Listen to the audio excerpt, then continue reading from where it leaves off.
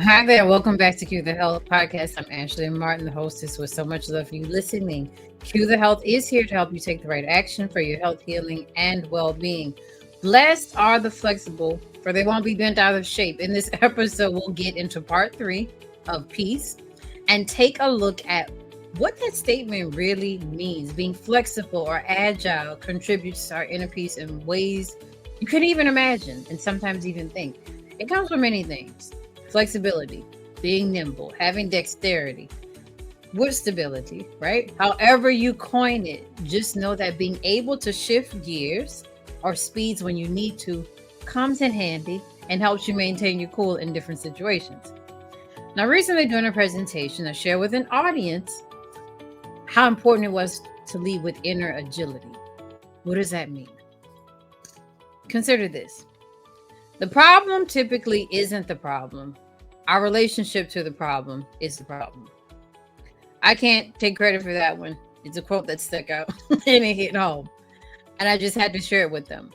What I believe the author was trying to get us to see was that how we frame situations, how we frame challenges, victories, how we frame problems is the undercurrent or reason we can either have and experience peace in the midst of a storm or victory, or anxiety in the midst of a storm or victory.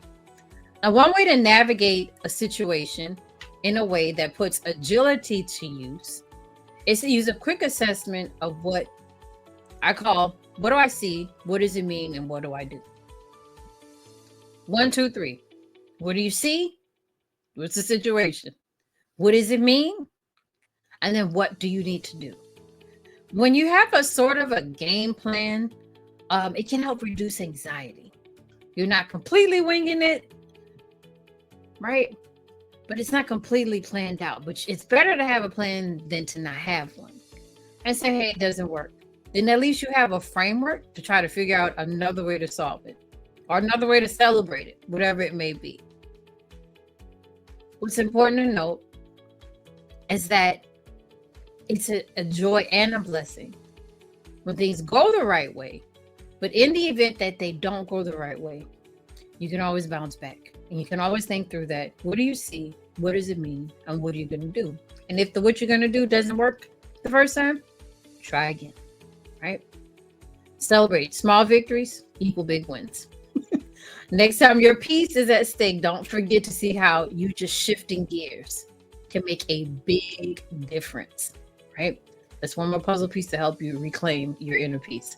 If you know someone who could benefit from hearing and putting any of this to use, don't hesitate to share it with them at all. If something's worked for you, or if you want to share something with others, don't hesitate to leave it in the comments if you're viewing on YouTube.